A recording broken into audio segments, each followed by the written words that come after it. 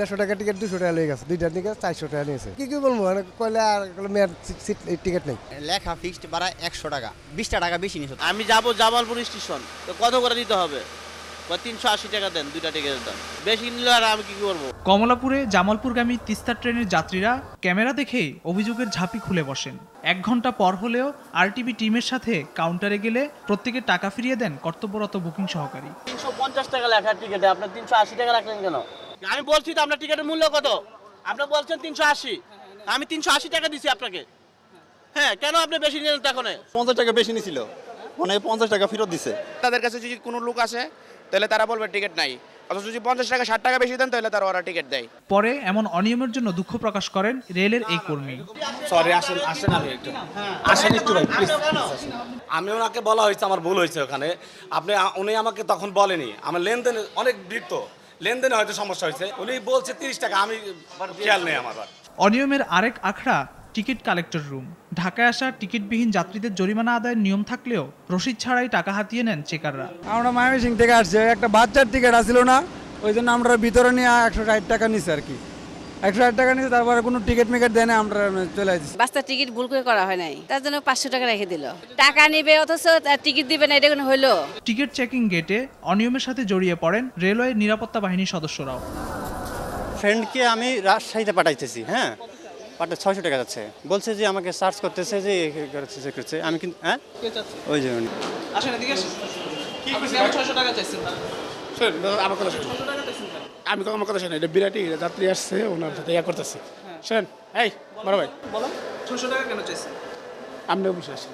আসেন, 600 টাকা কেন চাইছেন? অন্যদিকে রাতে কাউন্টারের সামনে দাঁড়িয়ে জামালপুরগামী ট্রেনের যাত্রী সংগ্রহ করছেন এই আনসার সদস্য। এখানে কাউন্টারে কইছে সিট নাই, কইছে 170 টাকা করে কইছে টিকিট। আপনি কেন কথা বললেন কাউন্টারে সিট নেই?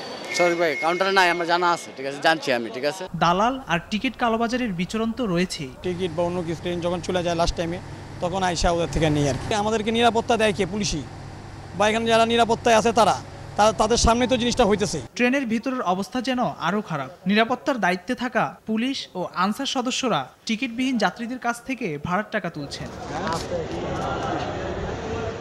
এদিকে অনিয়মের আরেক উদাহরণ চট্টগ্রামগামী মেইল ট্রেন। পেছনের 3টি বগির দখলই যেন পুলিশ ও আনসার সদস্যদের। টিকিট কিংবা টিকিট ছাড়া যারা এসব বগিতে উঠতে চান প্রত্যেককেই দিতে হয় 100 থেকে 250 টাকা পর্যন্ত।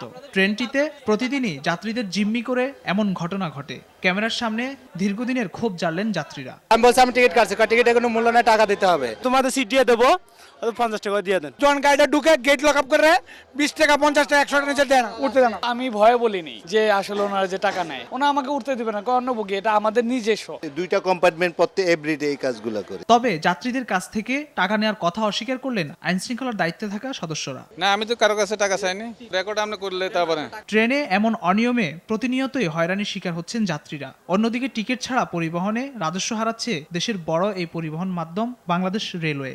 রেলের অসৎ কর্মকর্তা কর্মচারীর অনিয়ম ও দুর্নীতির কারণে বাংলাদেশ রেল দিনে দিনে দেউলিয়া হয়ে পড়ছে।